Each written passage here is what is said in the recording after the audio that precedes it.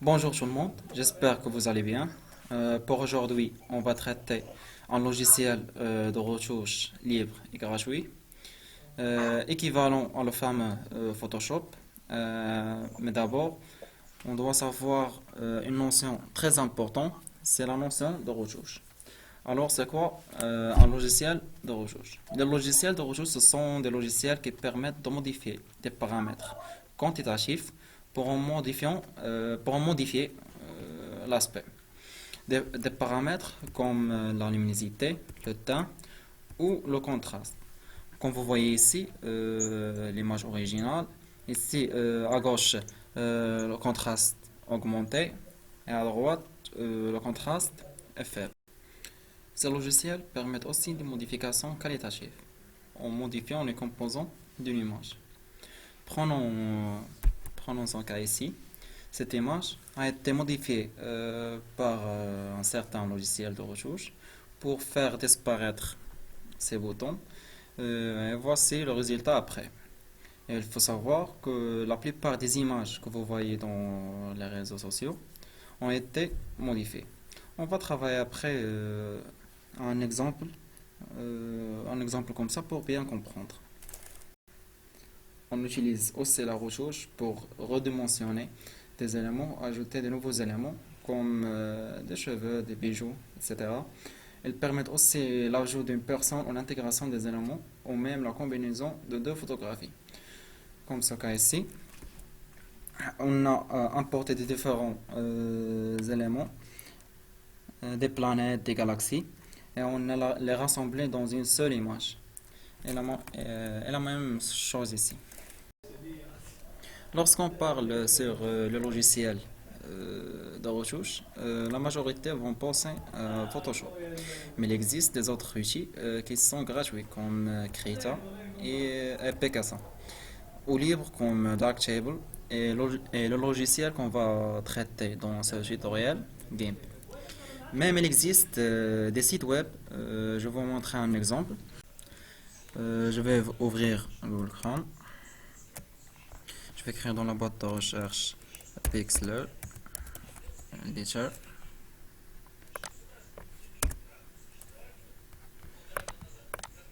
Euh, je vais choisir Pixlr, large Pixlr et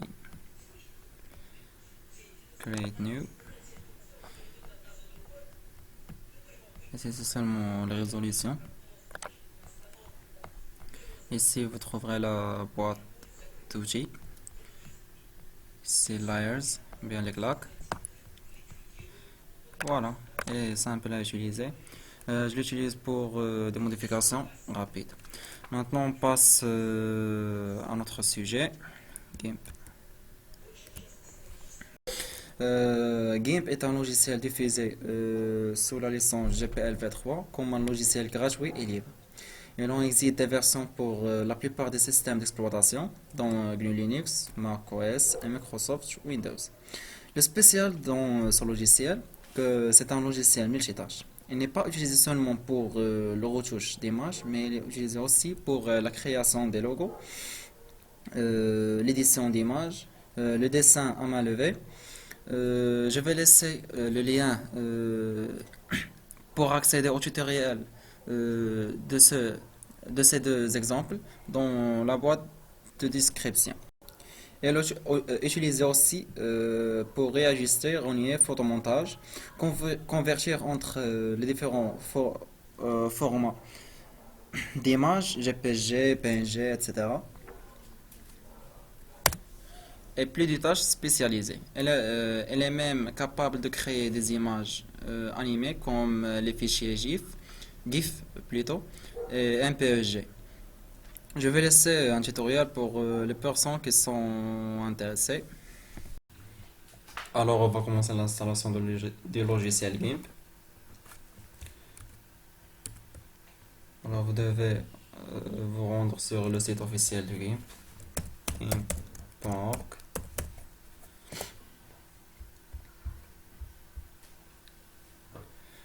Voici l'accueil. Cliquez sur Download. Vous devez choisir le système, votre système d'exploitation. Pour moi, c'est Windows. Je vais choisir Directly. Voici, elle va commencer l'installation. Le téléchargement est terminé. Je vais aller vers téléchargement.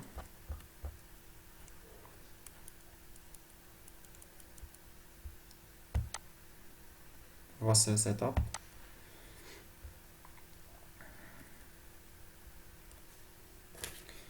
Ici, il existe deux possibilités. Cela ça veut dire est-ce que je vais l'installer seulement sur cet utilisateur ou bien pour tous les utilisateurs dans cette machine. Je vais choisir Install for me only, français ou bien English. C'est English. Install.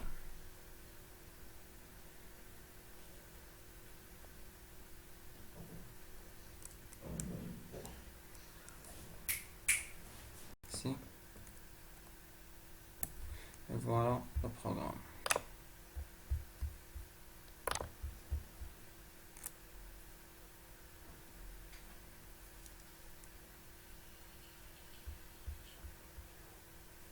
Il peut prendre quelques secondes pour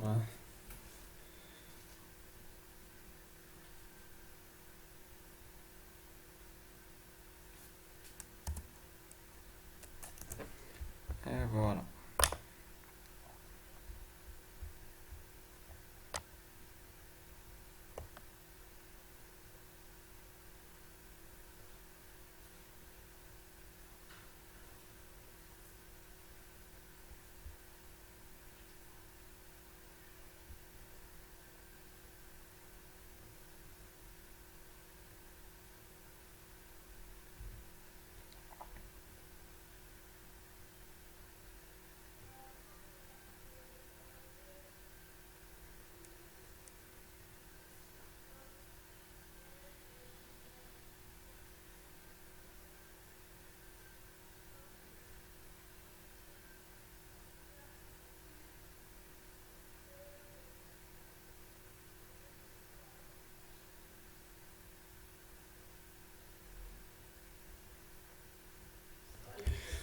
Voici l'interface de ce programme sur le logiciel. Et maintenant, on va passer vers comment utiliser et bien exploiter ce logiciel. On termine alors notre vidéo après qu'on a vu comment on peut installer GIMP. Lorsqu'on ouvre l'application, on trouvera la fenêtre suivante. Commençons par décrire ce qu'on voit maintenant. On trouve d'abord à gauche en haut les icônes des outils de GIMP qu'on va les découvrir tous après. Au-dessus, on trouve la modification de la couleur d'arrière-plan qu'on peut choisir la couleur ce qu'on veut. Après, on trouve le menu des options de l'outil qu'on va découvrir lui aussi à quoi sert après. Mais tout en bas, on trouve ces quatre boutons. Le premier sert à enregistrer, le pré-réglage d'outils, le deuxième à restaurer, le troisième pour supprimer, le dernier pour initialiser toutes les valeurs par défaut des options de l'outil. Après, ici, on trouve le logo de GIMP et à cette place-là où on travaille sur les images voulues éditer. À droite en haut, on trouve le menu des brosses, dont on trouve qu'il y en a plusieurs types, qu'on peut les choisir et dans chaque type, différents modèles. Après, on trouve le menu de motifs, lui aussi, même cas, plusieurs types et modèles. Si après, on trouve les types de police de texte, si on veut écrire un texte par exemple. Celle-là, c'est pour l'historique de documents ou d'une autre manière, si vous avez travaillé déjà sur une image, donc GIMP, GIMP l'enregistre comme image vous avez travaillé déjà. Après, il y en a l'éditeur du browse. Si après, on trouve le calque et ici l'opacité. En bas, on trouve le calque, le canon et le chemin. Et si on remarque bien, ces trois parties, ce sont des parties modifiables. Qu'on peut ajouter ou supprimer des onglets qui vont nous aider pour éditer notre image. Prenons un petit exemple. Si on veut mettre Cet onglet des brosses ici, il suffit de cliquer ici et après ajouter un onglet. Et comme vous voyez, on a plusieurs onglets ici et on peut choisir la partie, l'onglet qu'on veut, c'est la brosse. Et voilà, et si on veut, et il va apparaître à côté de menu d'utile. Si on veut le supprimer, il suffit de cliquer en même place et après fermeture de l'onglet. Après, on peut aussi changer le style d'onglet ici. Comme vous voyez, on a plusieurs types. Et de plus, aussi afficher ou non la barre du bouton qu'on le trouve en bas. Et pour le thème de GIMP, on peut le changer aussi. Si quelqu'un n'aime pas ce thème, et il vous suffit de aller en haut et cliquer juste, sur GIMP, après Préférences et après Interface. Et comme vous voyez, il y en a le thème. Et lorsque vous cliquez, vous trouvez qu'il y en a quatre thèmes. Il y en a le dark, le gray, le light, le système. Vous pouvez choisir le thème que vous voulez, mais moi, je préfère rester en mode dark, dans le thème du dark. Pour le thème d'icône, aussi vous pouvez le changer. On a plusieurs thèmes d'icônes ici pour changer les icônes des outils qu'on le trouve à gauche. Et pour les boîtes à outils, vous pouvez aussi les déplacer ou les changer comme vous voulez. Vous pouvez mettre celle-là en avant ou avant l'autre ou qu'est-ce que vous voulez. Passons maintenant aux outils essentiels pour bien éditer une image. Pour bien comprendre, on va prendre des exemples des images qu'on va l'éditer pour voir le rôle de chaque outil. On va alors aller ouvrir une nouvelle image pour commencer. Vous allez sur Fichier, nouvelle image et quand vous voyez une nouvelle fenêtre apparaître ici. Comme vous voyez, il y en a plusieurs modèles si vous connaissez quelques modèles des images que vous voulez travailler avec. Sinon, on a ici des régulateurs des images. Comme j'ai dit, il y en a ici des régulateurs des images et d'unités d'image ici.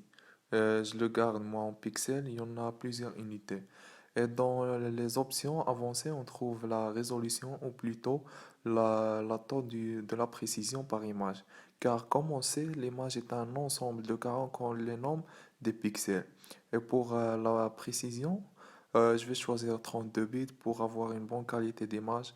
Après, on clique sur Valider comme vous voyez, nouvelle image vient d'apparaître.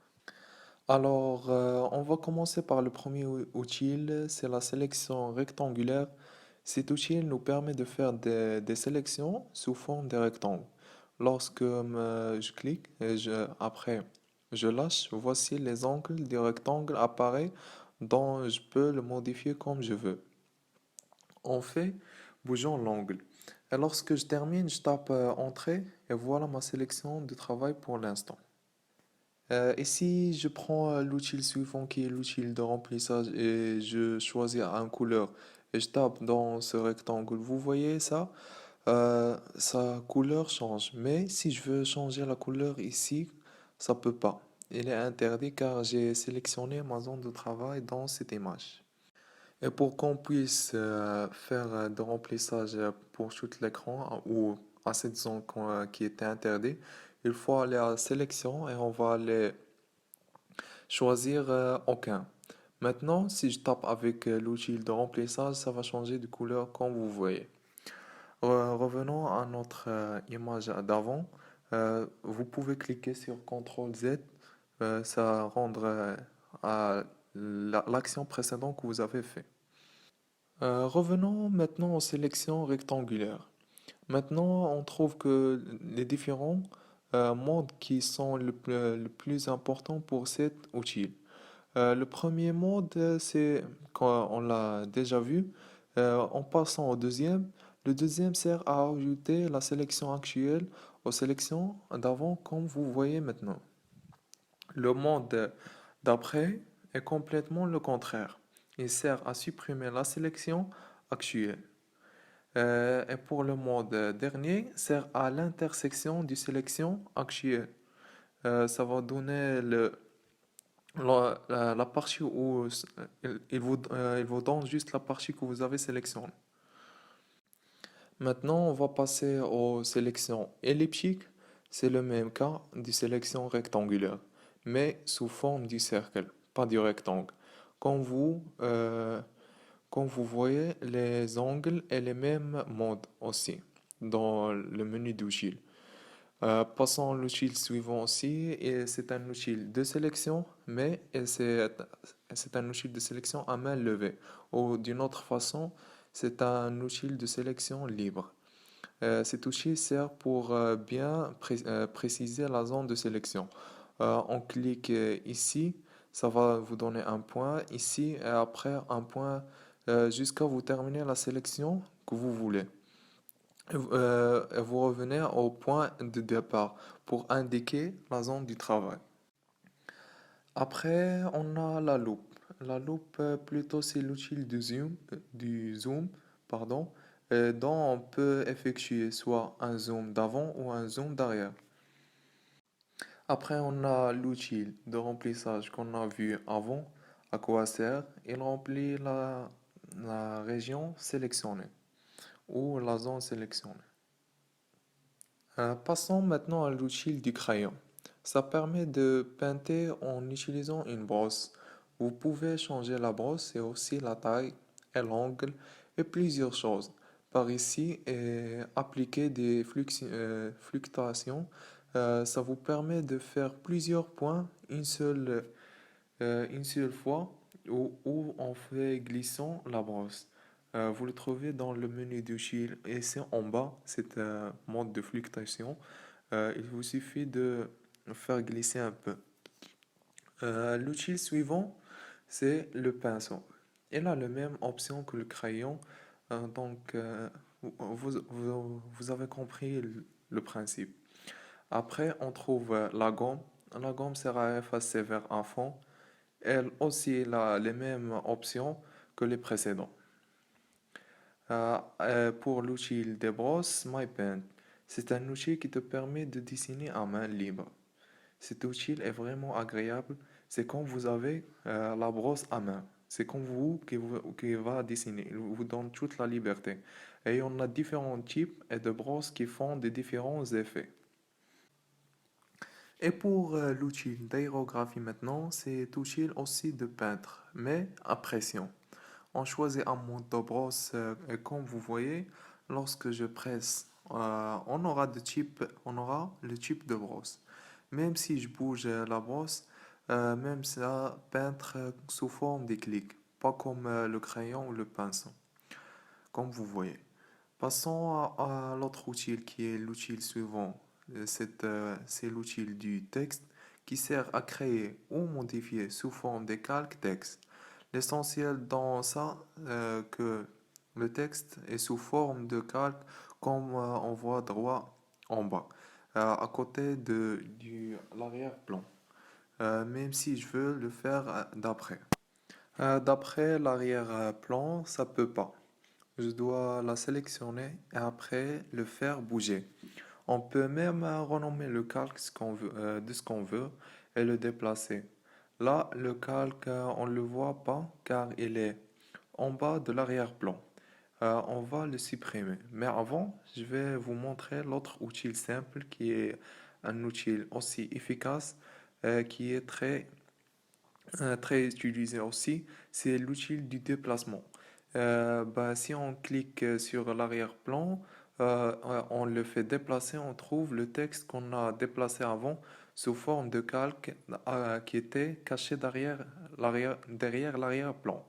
Maintenant, on va le supprimer par ça. L'outil suivant, c'est l'outil de découpage.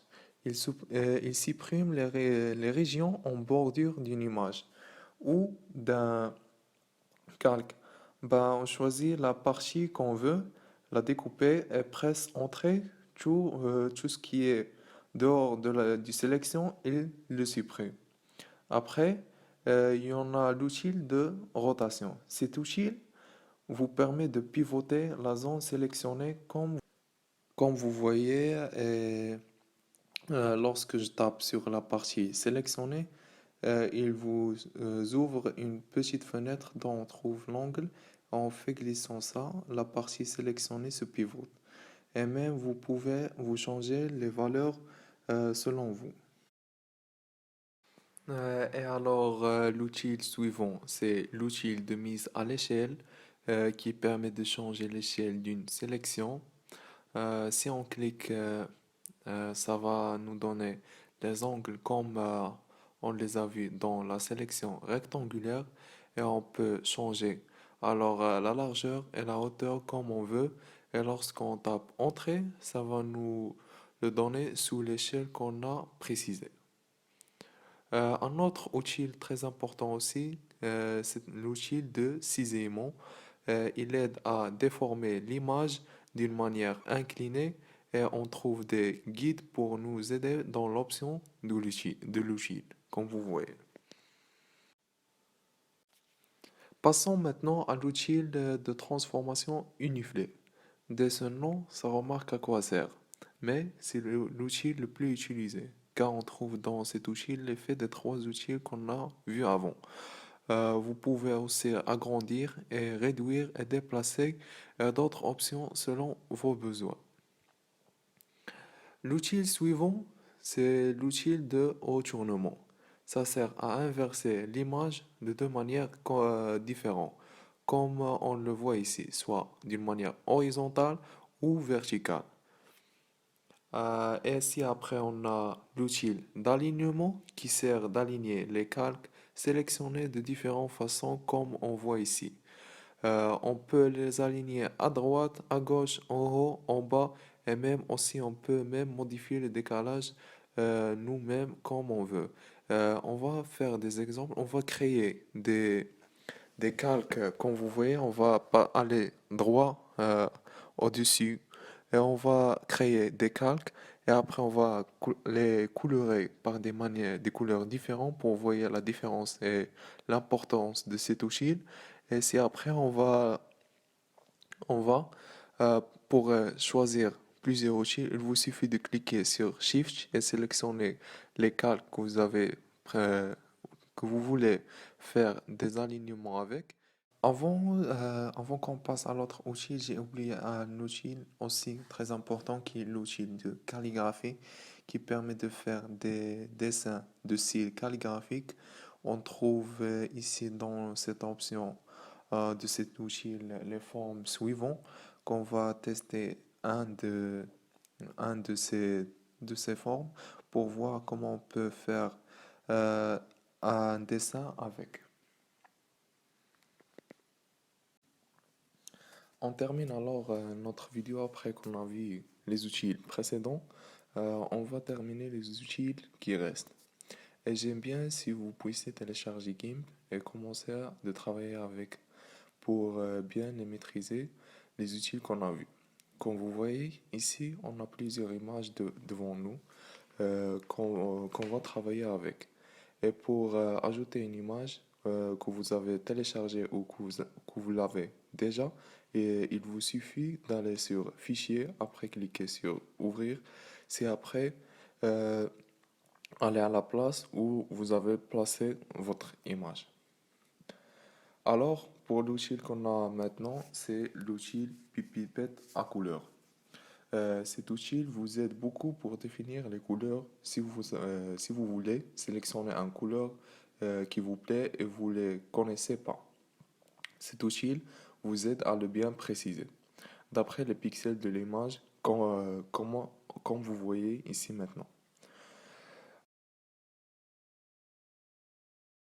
Après, on a l'outil ici, après, c'est un outil de dégradé. Comment ça? D'après que vous sélectionnez les deux couleurs comme vous voyez, et après vous sélectionnez la zone de sélection, on aura un dégradé du premier couleur vers le deuxième couleur. Et vous pouvez aussi contrôler la distance que vous voulez avoir le dégradé dedans. Si après vous savez comment on revient aux parties précédentes, en cliquant sur CTRL Z.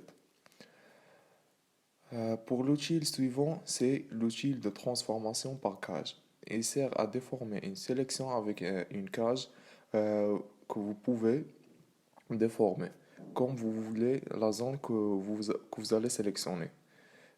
Comme l'exemple qu'on va voir tous maintenant, on va sélectionner la zone qu'on veut déformer. C'est après on fait bouger les points de sélection qu'on a pour puisse déformer. Après, on a l'outil de transformation par poignée. Cet outil vous donne la main à déformer l'image après que vous avez les poignées que vous allez baser sur eux pour la déformation de l'image comme vous voyez maintenant. Après, on a l'outil de flou. Dès son nom, ça montre à quoi sert. C'est pour faire mettre de flou. Euh, Mais ce qui est de plus dans cet outil, c'est que vous pouvez faire le contraire. Vous descendez en bas dans la barre de menu de l'outil et vous trouvez que vous puissiez aussi faire du NTT comme vous voyez là.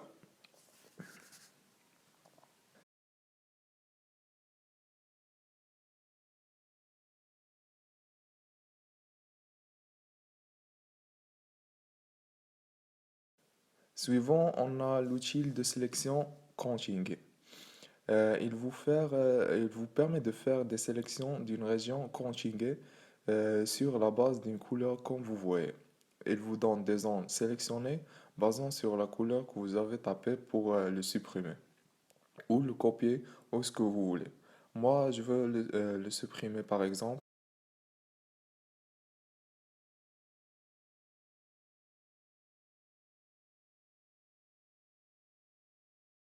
Il vous suffit d'aller sur édition en haut et faire couper et voilà comme vous voyez.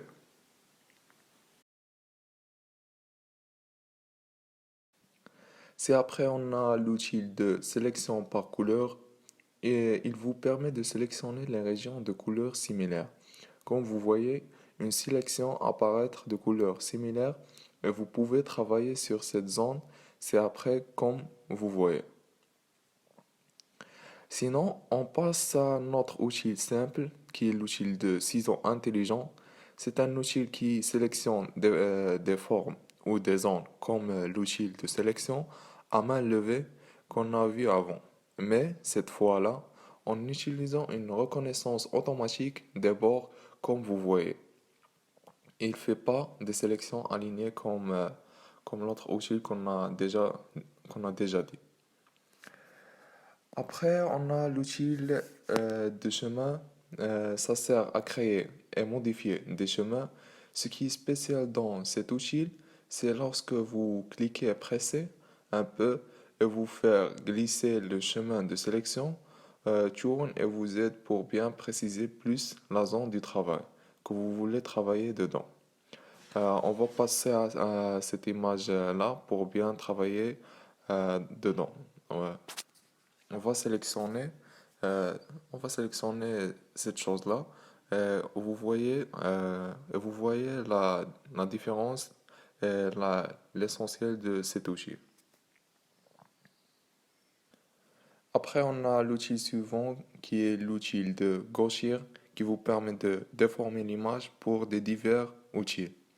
Il vous donne une déformation par des différents outils comme je l'avais dit. Et vous pouvez le contrôler avec la brosse. On fait agrandir ou désagrandir la taille du brosse dans le menu d'outils. Après, on a l'outil de clonage, que je le nomme l'outil magique, que GIMP lui. L'on a. Lui et les deux qui vont venir après, ces outils sont des outils magnifiques. Ils vous aident à retoucher bien vos images et à enlever tout défaut dans vos photos. Cet outil recopie sélectivement un motif ou une portion d'une image en utilisant une brosse. Comme on va voir maintenant dans cette image, qu'on va enlever le bouton de la peau de cette femme. Il vous suffit de cliquer sur Shift et sélectionner la zone que vous voulez copier qui se ressemble à cette zone du bouton. Après, vous cliquez sur le bouton euh, et il est parti comme il n'y en avait pas, comme vous voyez maintenant. Après, et pour enlever ce décalage qu'on voit ici, on va passer à l'outil suivant qui est aussi important, comme je l'avais dit, qui est le correcteur. Lui aussi, même fonctionnement, appuyez sur Shift et choisirez la zone et si après, continuez votre travail. Il a le même rôle que le clonage, lui aussi, mais il copie, lui aussi il copie, mais en correctant comme vous voyez. Si je clique sur l'autre bouton, il va disparaître lui aussi. L'outil ci-après, c'est l'outil du clonage en perspective. Quelle est la différence entre ces deux qu'on a vu, le clonage normal et le clonage en perspective? Il vous permet de faire un clone depuis une image source après avoir appliqué une transformation en perspective. Il vous suffit de cliquer sur modifier le plan de perspective comme vous voyez et choisir votre plan, après faire votre clonage.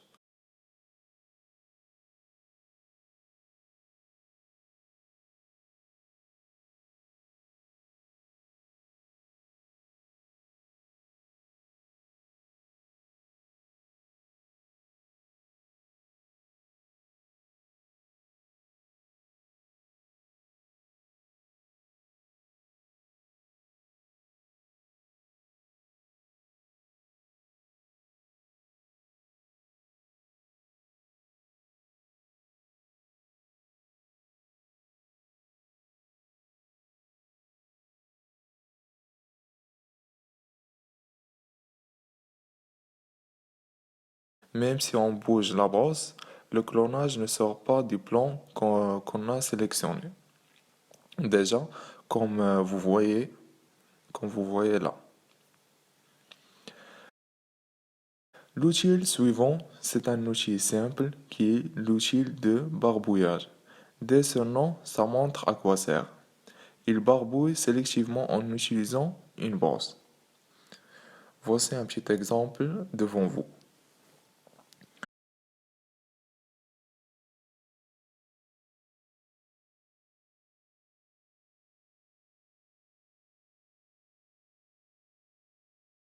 Sinon, pour le dernier outil de notre vidéo sera l'outil d'éclaircissement et d'assombrissement. Vous pouvez faire les deux, soit noircir ou éclairir en utilisant une brosse, comme vous voyez. Pour changer d'un type à un autre, soit cliquez sur Shift pour passer à l'autre mode ou allez descendre dans le menu d'outils dans le menu d'outils vous allez les trouver les deux types en bas et sélectionnez le type que vous voulez.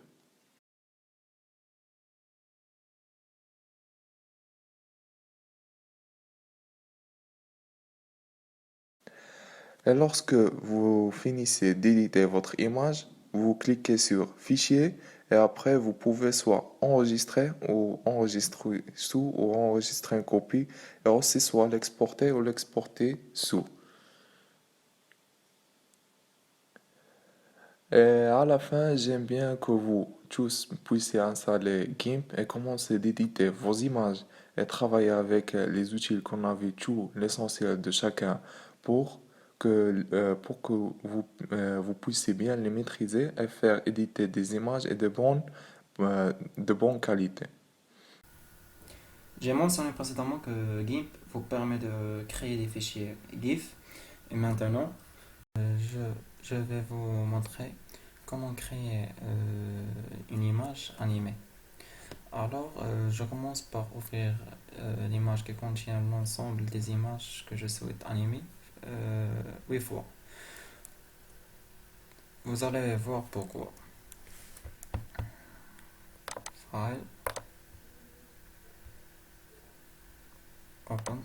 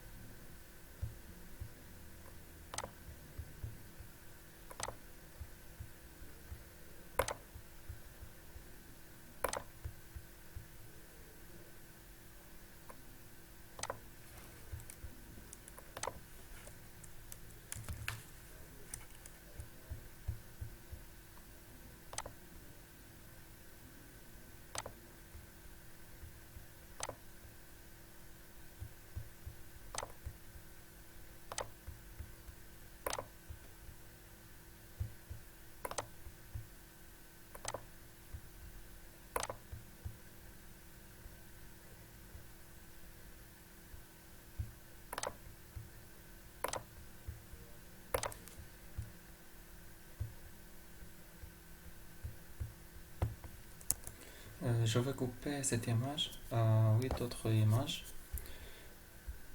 Euh, je vais choisir le crop tool.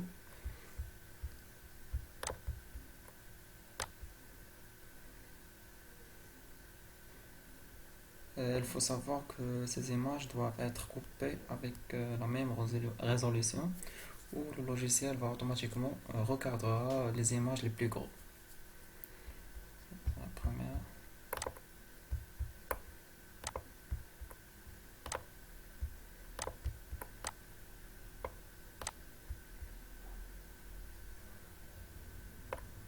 deuxième,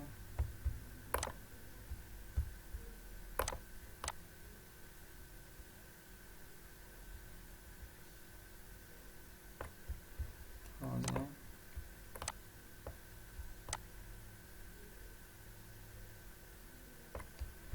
quatrième,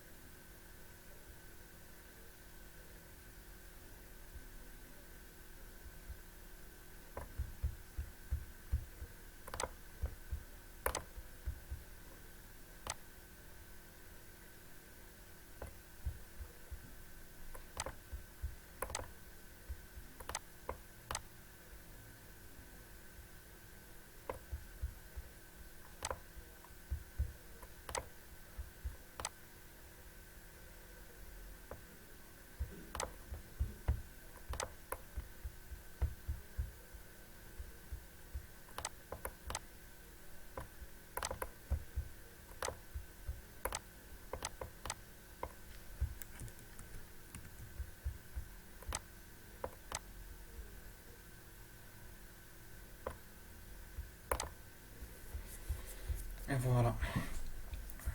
Et maintenant je vais exporter chaque image, mais avec l'extension GIF. Export as. D'abord je vais créer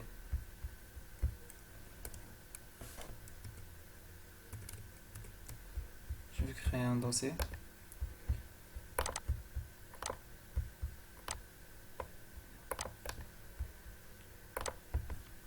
Je vais le nommer animation. Animation,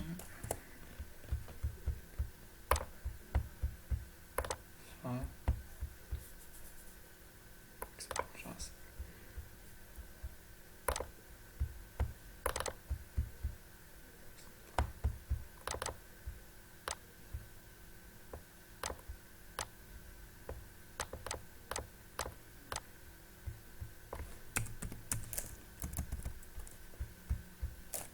Vous pouvez écrire GIF ici ou bien choisir l'extension ici. Et comme vous voyez, il y a beaucoup d'extensions ici, mais je veux cette extension.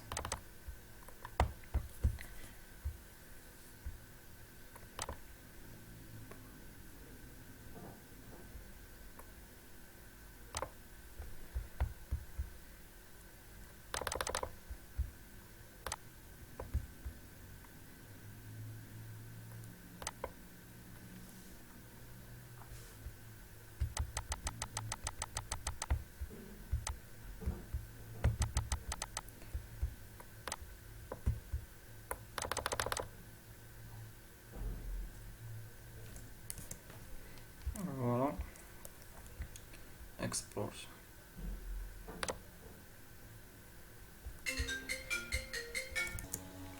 Et la même chose avec les autres.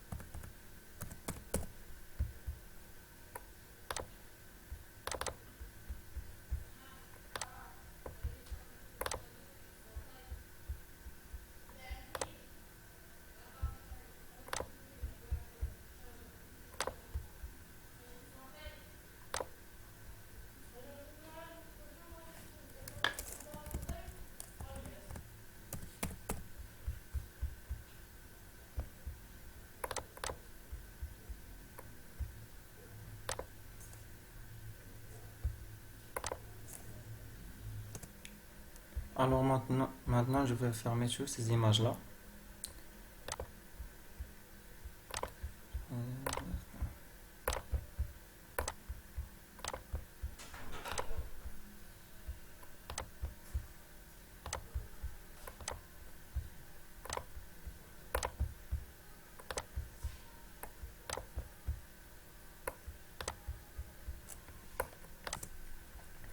Je vais les réouvrir, mais en tant que calque.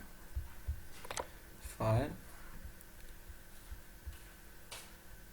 Open, as layers, animation, et voilà. Je sélectionne les images.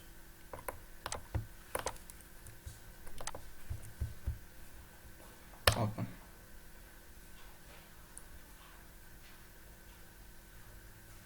Voici les images ouvertes en tant que calque. Je vais les exporter comme animation. Alors, File.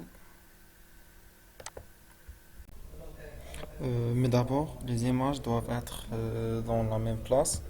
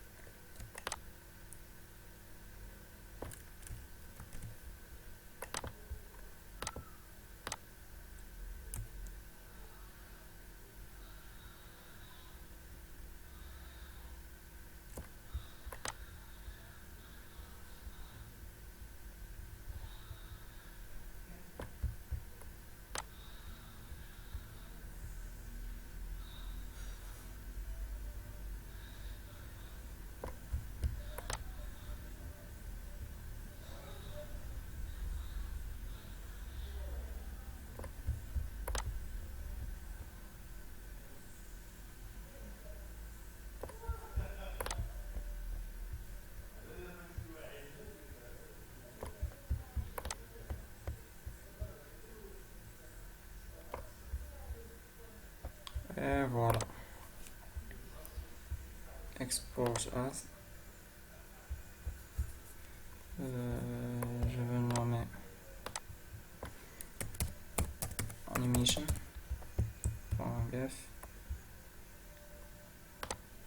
export.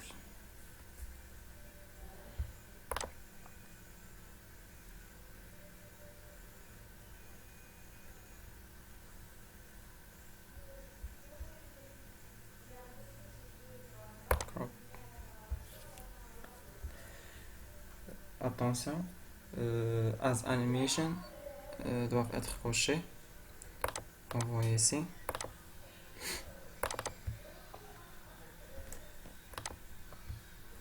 Maintenant export.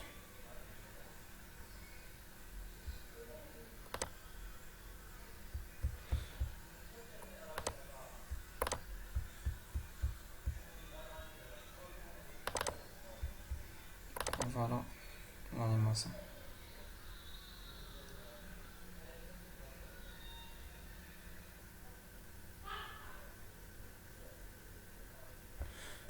Moi, j'ai déjà un programme pour lire l'animation, mais pour vous, vous pouvez utiliser Google Chrome,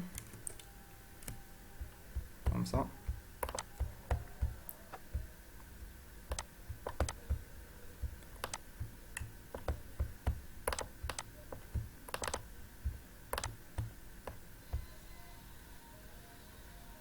Et voilà. Merci pour votre attention.